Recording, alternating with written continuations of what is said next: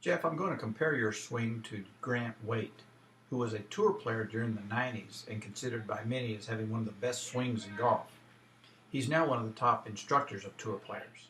I like to begin at the impact position because it's the most important. Everything the golf ball does, how far it goes, how high it goes, how much it curves and spins, is determined by the laws of physics and motion that exist at the moment of impact. The club's position at impact is what determines those laws of physics. And it's the body's position at impact that determines the club's position at impact. And everything you do prior to impact has the sole purpose of arriving at a fundamentally sound impact position. I've drawn a red box starting at the base of the ankles and up to the top of the head. You can see at impact that Grant has the majority of his weight on his left side. That red line is passing right through his belt buckle. The average pro will have 85% of their weight on the left side at impact. Now you have more weight on your left than your right, but you do not have as much as Grant does. The reason the pros like to put their weight, that much of their weight, on their left side is that it's critical that the low point of their golf swing, the lowest point of their arc, has to be in front of the golf ball when they're hitting a ball from the ground. The way they get that low point in front of the ball is that they move their weight in front of the ball. The second thing the pros do in order to hit the ball before they hit the ground is they get their hands in front of the golf ball. This allows them to have an attack angle of about 4 degrees to hit down. You do have your hands slightly in front of the ball at impact, so that's very good. But it is a little bit less of a shaft angle, what we call a shaft lean, as Grant has. And so in order to transfer the maximum amount of your club speed to the ball so that you have the maximum amount of ball speed coming off the face of the club, is you must hit the ball before you hit the ground.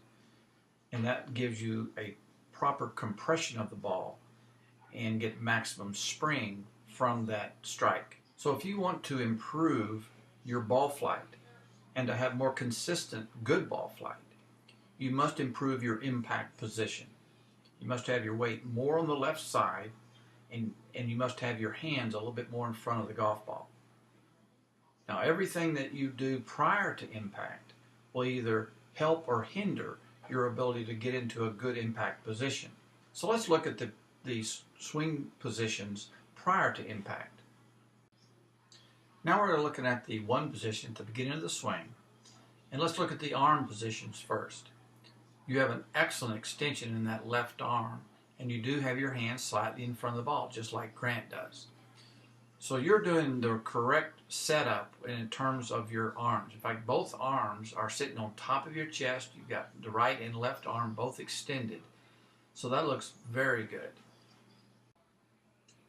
Now as we look at your weight distribution between your feet and your setup, you actually have a little bit more weight in your back foot, your back leg. Your head is closer to the right side of the box here, or the right part of your body. Grant has set a little bit more weight on his left foot than his right foot when he starts. He's in kind of a little mini impact position. So he's already sending a signal to stay on that left side because he knows he needs to be on his left side at the moment of impact. So he tries to preview that feeling at the beginning of the swing.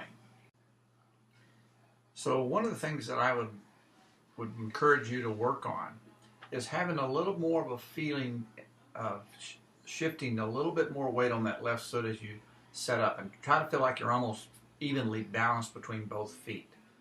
Now another part of the setup and the pre-swing changes that I would encourage you to work on, and we've already talked about this a little bit, is to improve your grip and have a little better grip. The right hand is still too far under, and it'd be important to work on getting that right hand a little bit more on top. Now we're going to go from the startup to start the backswing, and we're going to take it to the 3 position, and we'll do Grant first. The 3 position is when the left arm gets parallel to the ground. You could go right there. Now, as Grant is doing that, let me draw this box again. You'll see that Grant as he goes back is not rocking to the right. He stays on that left side.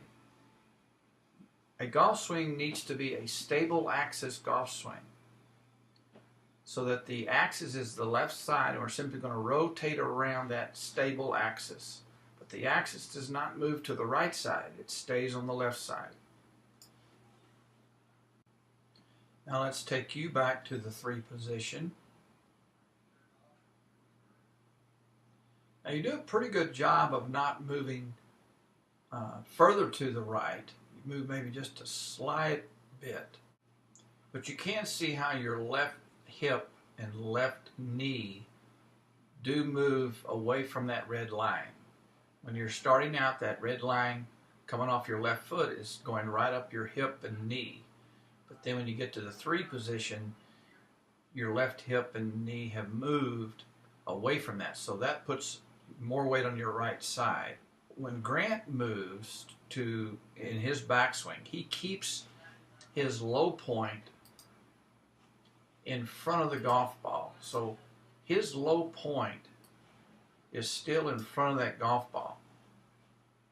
And you have moved your low point a little bit more behind the golf ball now. So you have to work on getting your low point back in front of the ball before you hit it again. You have created a complexity in your golf swing, making it difficult to consistently position your low point in front of the ball at the time of impact. I'm now going to go to the top of the backswing. I'll do Grant first as he goes back. That's as far back as he will take his backswing. He's got a very good shoulder turn. He's turning his shoulders quite a bit.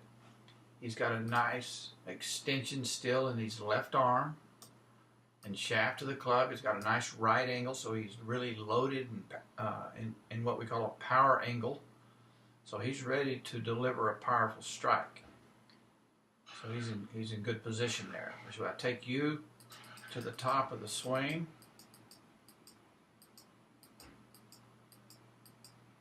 You have what we call an overswing. You're really dropping that club way behind you. So your club's going to have to travel a much greater distance before impact. And sometimes we get a false sense that we can create more power with that kind of backswing. But in reality, it will force a casting, and you'll actually lose power with this big of a backswing. I've taken you now to the post-impact position. You can see how Grant has both of his arms, his left arm and his right arm, are still very extended. His elbows are pinching close to each other. They're not separating. As we look at your left arm, and it's kind of bent at the elbow, right arm is bent at the elbow, your elbows are separating from each other.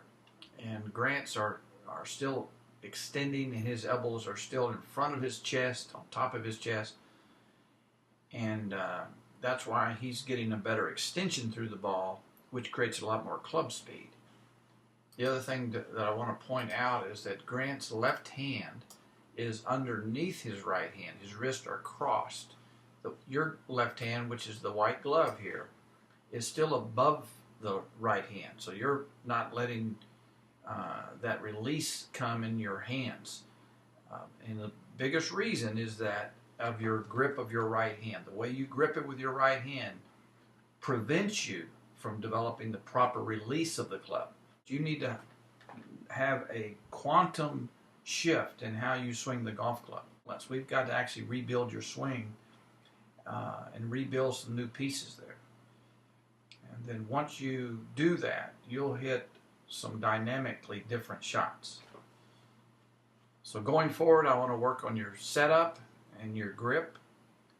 And I'd like to do this at Siena. We would actually work on a lot of these fundamentals, hitting little pitch shots, little 20 and 30 and 40 yard shots. Master that technique for those shots, and that'll translate right into the full swing very easily.